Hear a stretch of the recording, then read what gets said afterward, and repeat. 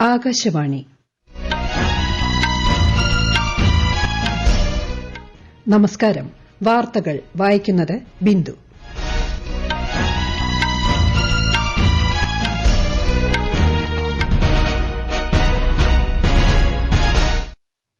പ്രധാന വാർത്തകൾ.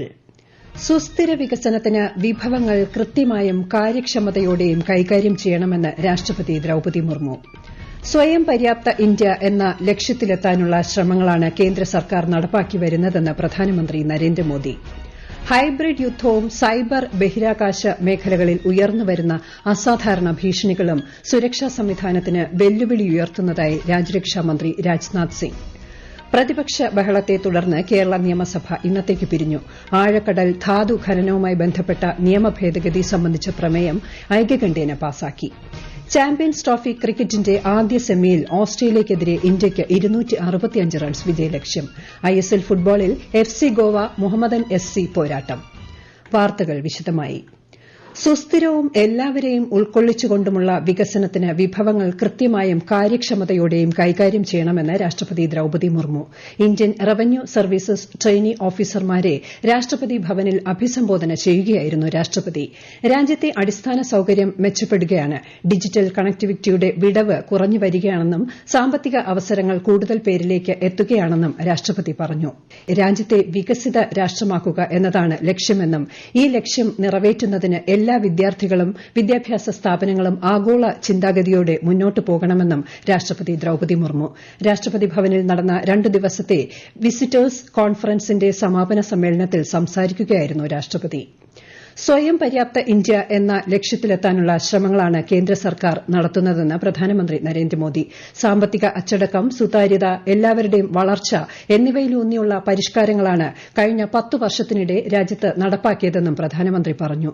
സൂക്ഷ്മ, ചെറുകിട, ഇടത്തരം സംരംഭങ്ങൾ, ഉൽപാദനം, കയറ്റുമതി, ആണവോർജ്ജ ദൌത്യങ്ങൾ, നിക്ഷേപം, ബിസിനസ് സുഗമമാക്കുന്നതിനുള്ള പരിഷ്കാരങ്ങൾ എന്നിവ സംബന്ധിച്ച ബജറ്റാനന്തര വെബിനാറുകളിൽ പങ്കെടുക്കുകയായിരുന്നു പ്രധാനമന്ത്രി. 14 सेक्टर्स को हमारी पीएलआई स्कीम का फायदा मिल रहा है. इस योजना के तहत 750 से ज्यादा यूनिट्स को मंजूरी दी गई है.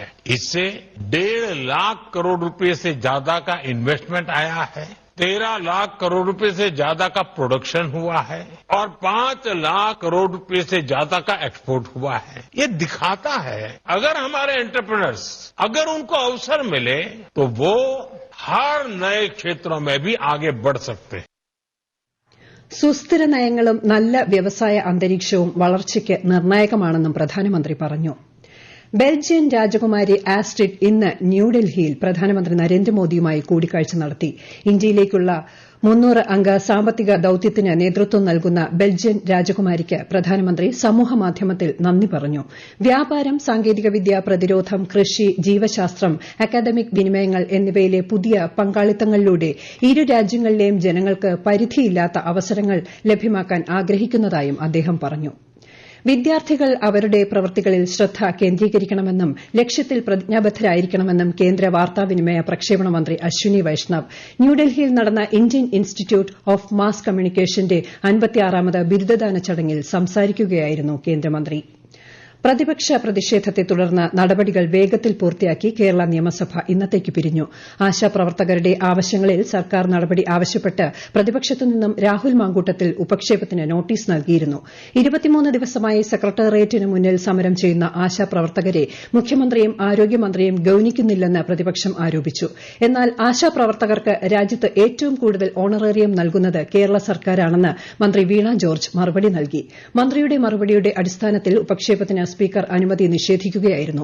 ആശമാരുടെ പ്രശ്നങ്ങൾ മുഖ്യമന്ത്രി നേരിൽ കേട്ട് പരിഹരിക്കണമെന്ന് പ്രതിപക്ഷ നേതാവ് വി.ഡി. സതീശൻ വാക്കൌട്ട് പ്രസംഗത്തിൽ ആവശ്യപ്പെട്ടു.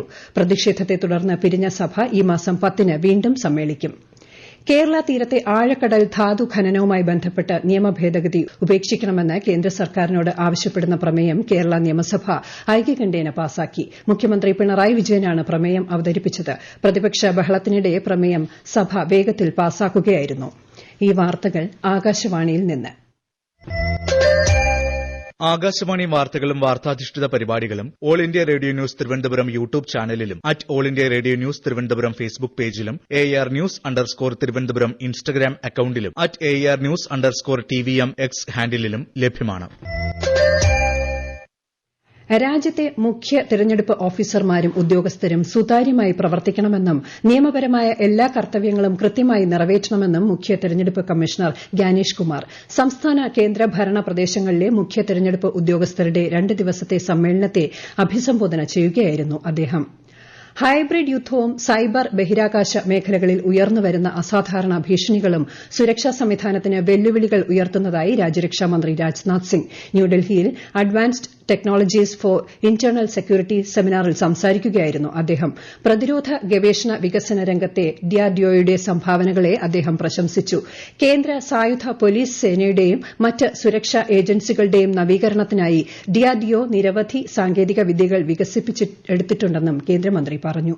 साथियों, DRDO मूलतः 2 प्रकार की तकनीकी प्रणालियों पर काम करता है. एक तरफ ये हमारी सेनाओं यानी आर्मी, नेवी और एयरफोर्स के द्वारा इस्तेमाल किए जाने वाले, तो दूसरी तरफ DRDO द्वारा दूसरी सिक्योरिटी एजेंसीज के द्वारा भी किया जा सकता है. इस कैटेगरी में small arms, bullet proof jackets, communication and surveillance equipment, drones और एंटी ड्रोन्स टेक्नोलॉजीज और इस प्रकार के अन्य प्रोडक्ट्स और टेक्नोलॉजीज रखे जा सकते हैं. ദേശീയ ആരോഗ്യ മിഷന്റെ ഭാഗമായുള്ള മിഷൻ സ്റ്റിയറിംഗ് ഗ്രൂപ്പിന്റെ 9ാമത് യോഗത്തിൽ കേന്ദ്ര ആരോഗ്യമന്ത്രി JP നദ്ദ അധ്യക്ഷത വഹിച്ചു. ന്യൂഡൽഹിയിലെ ഭാരത് മണ്ഡപത്തിലാണ് യോഗം സംഘടിപ്പിച്ചത്. ആരോഗ്യ സംരക്ഷണ സംവിധാനങ്ങൾ മെച്ചപ്പെടുത്തൽ, ആരോഗ്യ ദൌത്യ ലക്ഷ്യങ്ങൾ കൈവരിക്കുന്നത് ലക്ഷ്യമിട്ടുള്ള നയചട്ടക്കൂടുകൾ, പ്രവർത്തന തന്ത്രങ്ങൾ, സാമ്പത്തിക മാനദണ്ഡങ്ങൾ എന്നിവ സംബന്ധിച്ചുള്ള നിർണായക ചർച്ചകൾ യോഗത്തിൽ നടന്നു. ആഗോള ഭക്ഷ്യ ആവശ്യങ്ങൾ നിറവേറ്റാൻ ഇന്ത്യയ്ക്കാകുമെന്ന് കേന്ദ്ര ഭക്ഷ്യ സംസ്കരണ മന്ത്രി ചിരാഗ് പാസ്വാൻ ന്യൂഡൽഹിയിലെ ഭാരത് മണ്ഡപത്തിൽ നടന്ന ആഹാർ മേളയുടെ ഉദ്ഘാടന സമ്മേളനത്തിൽ സംസാരിക്കുകയായിരുന്നു കേന്ദ്രമന്ത്രി. ചാമ്പ്യൻസ് ട്രോഫി ക്രിക്കറ്റിന്റെ ആദ്യ സെമിയിൽ ഓസ്ട്രേലിയയ്ക്കെതിരെ ഇന്ത്യയ്ക്ക് 265 റൺസ് വിജയലക്ഷ്യം. ടോസ് നേടി ബാറ്റിംഗ് തെരഞ്ഞെടുത്ത ഓസ്ട്രേലിയ നിശ്ചിത 50 ഓവർ അവസാനിക്കാൻ 3 പന്ത് ബാക്കി നിൽക്കെ എല്ലാവരും പുറത്തായി. ഒടുവിൽ വിവരം ലഭിക്കുമ്പോൾ ഇന്ത്യ 16 ഓവറിൽ 2 വിക്കറ്റ് നഷ്ടത്തിൽ 82 റൺസ് നേടി. ISL ഫുട്ബോളിൽ ഇന്ന് FC ഗോവ മുഹമ്മദൻ SCയെ നേരിടും. ഗോവയിലാണ് മത്സരം. ജമ്മുകശ്മീരിനെയും മണിപ്പൂരിനെയും കുറിച്ച് UN മനുഷ്യാവകാശ സമിതി മേധാവി വോൾക്കർ ടർക്ക് നടത്തിയ പരാമർശം തള്ളി ഇന്ത്യ. പരാമർശങ്ങൾ അടിസ്ഥാനരഹിതമാണെന്നും ലോകത്തിലെ ഏറ്റവും വലിയ ജനാധിപത്യ രാജ്യമാണ് ഇന്ത്യയെന്നും UNലെ ഇന്ത്യയുടെ സ്ഥിരം പ്രതിനിധി അരിന്ദം ബാഗ്ചി പറഞ്ഞു. യൂറോപ്പിന്റെ പ്രതിരോധ വ്യവസായവും സൈനിക ശേഷിയും വർദ്ധിപ്പിക്കുന്നതിനുള്ള പദ്ധതി അവതരിപ്പിച്ച് European Commission President Ursula von der lane.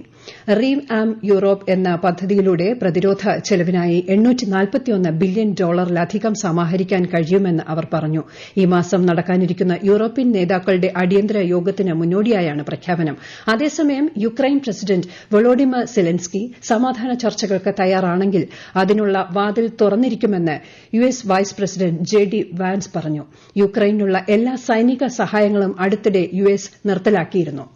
US president Donald Trump നാളെ കോൺഗ്രസിന്റെ സംയുക്ത സമ്മേളനത്തെ അഭിസംബോധന ചെയ്യും. പ്രസിഡന്റായി 2ാം വട്ടവും തിരഞ്ഞെടുക്കപ്പെട്ട ശേഷമുള്ള അദ്ദേഹത്തിന്റെ ആദ്യ കോൺഗ്രസ് അഭിസംബോധന ആയിരിക്കും ഇത്.